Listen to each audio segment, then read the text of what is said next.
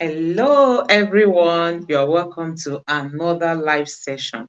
So, with me today is Gloria. We just want to take a deep dive into what is trending on the social media. We've heard that the councils to Tinubu, they've submitted their report, their own address to the election tribunal. And, it is so shocking to Nigerians, I mean, to the obedient family that this report has been found wanting, as in there is nothing in it that can hold water, meaning that they are even helping Peter Obi to get back his mandate, quicker than he ever thought.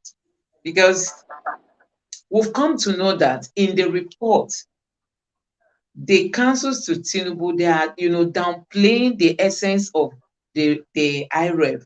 They are saying the IREV is not that important. It's like a do without. It's something that the law, I mean the Electoral Act, is not really holding, to be of any importance when it comes to this election. Also, they've come up to talk about Shetima's double nomination, that the Supreme Court has addressed that matter. The Supreme Court has put it to rest. But we all know that the Supreme Court was saying that this was a pre-election matter. So now that it's a post-election matter, Peter Obi is challenging it as a post-election matter. And no doubt the judges will have to look into it. So we've just found out that they don't even have anything to say. At the time, they were like, in that report, they were even saying that Tinubu got about, is it 29 other states? He got 25% in many other states. So for that reason, that of the FCT should be downplayed or should be ignored. Honestly, all these things begin to beat my imagination when I look at the kind of reports. Nigerians have been waiting for this report to come out as if it's going to come out and explode like, like one big rock. As in, people were like, who knows what they are going to write, not knowing that they don't even have anything tangible to pen down. And for me, I've just concluded it saying that this is just God at work. God is just at work because at the end of the day, it's going to be in Peter Obi's favor. They are just trying to make his journey more easier for him. So, Gloria, at this point, let me allow you come in. Just let us know your take. What do you think about this report that has been released by Tinubu's lawyers? Please just share your take with us. Thank you. Thank you very much. Like you just said, that the whole report is just a pointer to the fact that God indeed is backing Peter Obi. Because from all what they have written to the court, it's just so obvious that even if they know what Peter Obi has written against them, they just want to use, let me say, big words, just want to use English to confuse Nigerians and maybe just to buy the judges to themselves. You are talking about the 25% in Abuja, and you are coming up with the fact that you got 25% in other states. But the constitution is not saying that you can get 25% in other states and then they will make you the president of Nigeria. It's saying 25%, like you are going to get 25% in other states, but FCT is a requirement. You must also It's meet a the must, yeah. 25% in the FCT. So what they are saying is that since he got 18.99% in the FCT and only lost 6.01%, that he should be pardoned and allowed to continue as president. But that 6.01%, when we check the number of persons we have in Nigeria, just from that 25%, you see that it's a whole lot of people. That means it's very, very, very important, even if to them they are seeing it as small. But that 6.01% is very important. And from what they are saying, it's not going to be possible for the courts to just overlook it that way. And like you also pointed out, I believe what Tinubu lawyer just did, he was just trying to sugarcoat the whole thing. He was just trying to cover up many things that they know that they are wrong at, so that they would they will be pardoned. Let me put it that way. But I believe that the judiciary is going to do the right thing and ensure that Peter Obi's mandate is given back to him. Mm. Honestly, it's really, really shocking seeing this kind of reports. I was like, is it that they didn't really come up with what to write, or they just got lost at a point? Because there is nothing in this report. There is just nothing. And like you just said, this is just for us to claim our victory. Yeah, that is Yeah. going to come faster than we ever thought. So we are just waiting for the judiciary to do the needful. Let them just do the needful. Haven't seen all the evidence before them. They were saying, oh, they brought a wonderful witness to court that read in America. He practices in the New York. He does this. This was the same person that when he was asked if Tinubu forfeited something, he said yes.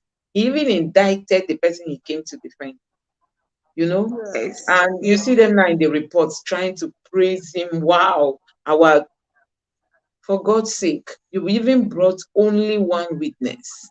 Only one witness. Just And this is a one report. witness. True. And their report just show why they brought one witness, because they know they want to fill the report with lies. So they know that if the courts, if their opponents begin to question those witnesses, they'll begin to spill the truth. So they have to just go and use English and put it in written form to Yes, be able to sugarcoat all the things they want to say. I believe that's why anything, even the times they objected to what Peter Obi lawyers were saying, they did not say it then because they had to just go back and start writing. So that is what they wanted to do. They just wanted to take their time to use words. And most of the things they are even saying is so obvious to Nigerians that it's not true. You say you have a wonderful lawyer, you have a wonderful witness that came to stand in for you, but your witness was actually saying things like he's going to go with the ECOWAS report. At the end of the day, he read just one part of the report and said he's not going to agree again with the report. So he's just confused, and that's the same thing all of them confused. are, because they don't have anything They against don't. Peter Obi, and they know that it's actually his mandate. So all they are trying to do is just fight a lost cost. Hmm. That's it. Yes, no doubt our victory is very close to us, no doubt. Because from the look of things, this report does not contain anything tangible. It doesn't. It doesn't. You look at all the points they've stated out, they True. don't have anything to say, trying to water down the importance of the IREV. The IREV is like the only way to verify what actually happened, because all the results, especially that of the Form EC8As that came from the polling units, they will all be, that's even the most important one. Because from what Mahmoud told us, he said that the results will be uploaded real time, meaning that from that point you see it immediately being uploaded. So even if there is any controversy or discrepancy anywhere, that will be like a control panel. You will use it to know, okay, this one, is it really the original or not? So the IREF is of a super importance, because it's just there like to verify. Just like when somebody has counter money or bad money, you have like some UV light that helps you to identify which one is the right one. And that's what the IREF is. It will help you to identify wrong result. Assuming somebody just came out from his kitchen with one written thing in the name of result and say, oh, this is the INEC result. It is on the IREF that you go to check and say, IREF, do you have this copy? IREF will say, okay, I have it.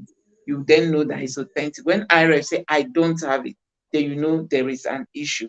But you can see them coming out now to tell Yeah. Nigerians that the IREF does not matter. The IREF is super, super important. It is very, very important. And honestly, for me, I just say that these people, they don't have anything to say. I'm even surprised They that don't have I any. know they don't have anything to say. I'm even surprised that the other respondents, like INEC and the APC, they've not equally written theirs, because they all were supposed to have written them together so that Peter Obi's lawyer would then submit their own, I think, after 7 days or so, because they got 10 days. Yes. But I don't know why they are now, trying to separate themselves in the way they are submitting. they would have just brought it together, and then we'll be waiting for Peter Obi's lawyers to come up with their own report. But we are happy with the so far development, what has happened.